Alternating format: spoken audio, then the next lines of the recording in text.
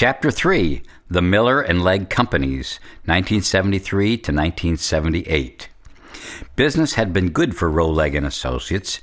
They had grown, adding several more crews and office staff until the 1973 to 1976 economic recession hit.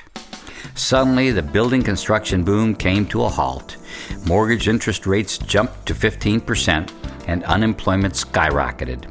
RLA was impacted like everyone else, but they managed to keep their good staff with only a few resignations. It was a difficult time, but with a few sacrifices by everyone, they survived by taking any size or type of survey work that came along until the general economy improved in 1976. Before the recession began, John and Bob decided they needed more office space for their growing staff.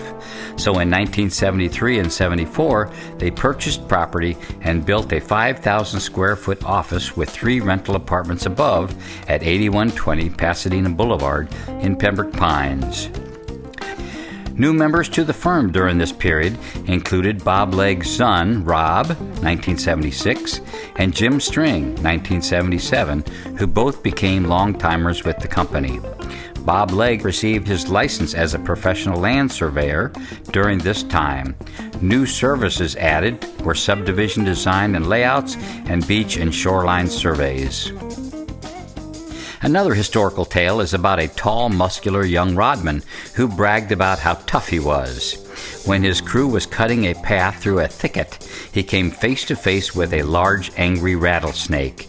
He froze in fear and had to be rescued by his crewmates. Soon after, he decided to choose another career. There was another kind of difficulty in surveying cow pastures, the challenge of dealing with curious cows. Cows were known to investigate unattended survey instruments and knock them over in the process. One party chief inadvertently left his survey notes on a nearby fence, only to return as a curious cow was digesting it. John Rowe had told Bob Legg back in 1965 that he wanted to retire at age 40. So in 1977, John kept to his plan, sold his share of the business to Bob, and the company was renamed R.P. Legg & Associates. Meanwhile, Bob Miller got his first taste of entrepreneurship in 1973. He joined the Hollywood surveying firm of M.E. Berry & Associates as a partner and part owner to expand the business into civil engineering. When the recession hit soon after, his small backlog of subdivision design work dried up. Bob spent many months calling on builders, architects, developers, and others with few results. Finally, just as for Bob Legg, an architect came to the rescue. James Hartley of Hollywood told Bob that he needed an engineer to design some small bank branch parking lots quickly. When he was satisfied with the results, he gave Bob Miller the site engineering assignments for 3 new Broward County high schools, Hallandale, Coral Springs, and J.P. Taravella. Bob had one part-time drafter named Steve Gibbs, and between the two they survived the economic downturn. In 1976, as the recession was lifting, Bob bought out his ownership in M.E. Berry & Associates.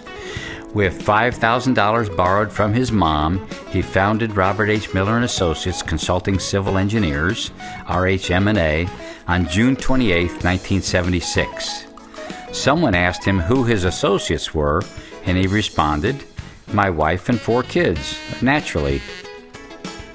His new office occupied 400 square feet in Suite 114 at 4431 Southwest 64th Avenue in Davie, which was plenty large enough for Bob and for his wife Bonnie, who typed letters every few days and did the books.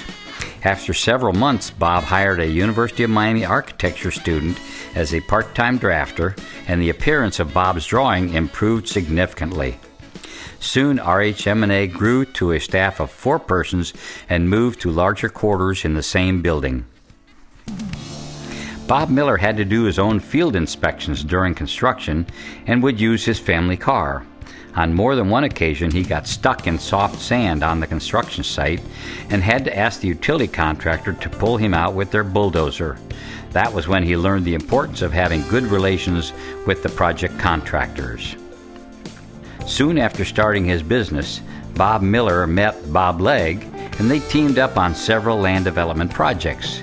It became apparent that both Bobs had similar dedications to work quality, client satisfaction, and responsiveness. They began to refer clients to each other and teamed up on many new Davie and Pembroke Pines subdivisions.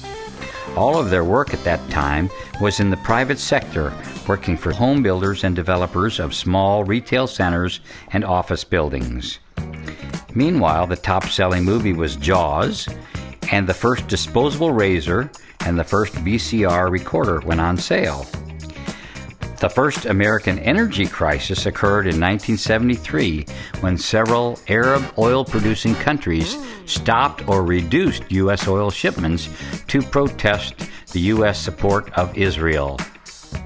The stock market first exceeded 1,000 in November 1973, and in January 1977, we had the first and only recorded snowfall in South Florida.